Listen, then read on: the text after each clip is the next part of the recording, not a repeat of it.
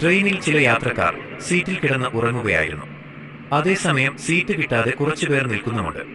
അപ്പോഴാണ് railway police വന്ന് കിടന്നുറങ്ങുന്നവരെ എഴുന്നേൽപ്പിച്ച് നിൽക്കുന്ന യാത്രക്കാർക്കിരിക്കാൻ അവസരം നൽകിയത്.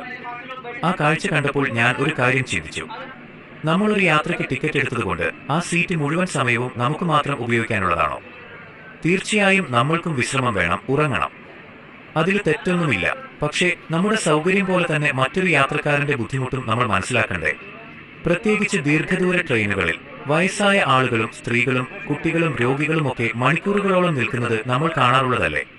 അങ്ങനെയുള്ള സമയത്ത് കുറച്ചുനേരം എഴുന്നേറ്റ് അവർക്കിരിക്കാനൊരു അവസരം കൊടുക്കാൻ കഴിയുമെങ്കിൽ അതാണ് യഥാർത്ഥ മനുഷ്യത്വം. പലപ്പോഴും നിയമം നമ്മളെ നിർബന്ധിക്കുന്നതിന് മുൻപ് തന്നെ മനുഷ്യത്വം നമ്മളെ പഠിപ്പിക്കേണ്ട ചില കാര്യങ്ങളുണ്ട്. ഒരു സീറ്റ് വിട്ടുകൊടുക്കുന്നത് കൊണ്ട് നമുക്കൊന്നും നഷ്ടപ്പെടാൻ പോകുന്നില്ല. പക്ഷേ ആ സീറ്റ് ലഭിക്കുന്ന ഒരാൾക്ക് അത് വലിയൊരു ആശ്വാസമായിരിക്കും. അതുകൊണ്ട് ഇനി ട്രെയിനിൽ യാത്ര ചെയ്യുമ്പോൾ ഈ ഒരു കാര്യം മാത്രം ഓർക്കാം. നമ്മുടെ അവകാശം എത്ര പ്രധാനമാണോ അതുപോലെ തന്നെ മറ്റുള്ളവരുടെ അവകാശവും പ്രധാനമാണ്. നമുക്ക് കിട്ടിയ സൗകര്യം മറ്റൊരാളുടെ ബുദ്ധിമുട്ടായി മാറാതിരിക്കാൻ ശ്രദ്ധിക്കാം. യാത്ര സുഖകരമാകുന്നത് സീറ്റും സൗകര്യങ്ങളും കൊണ്ട് മാത്രമല്ല. യാത്ര ചെയ്യുന്ന മനുഷ്യർ പരസ്പരം മനസ്സിലാക്കുമ്പോഴാണ് ആ യാത്ര മനോഹരമാകുന്നത്. അതുകൊണ്ട് അടുത്ത തവണ ട്രെയിനിൽ യാത്ര ചെയ്യുമ്പോൾ നമുക്ക് ചുറ്റുമൊന്ന് നോക്കാം. നമ്മുടെ ഒരു ചെറിയ പരിഗണന കൊണ്ട് മറ്റൊരാളുടെ യാത്ര കുറച്ചുകൂടി സുഖകരമാക്കാൻ കഴിയുന്നുണ്ടോ എന്ന്.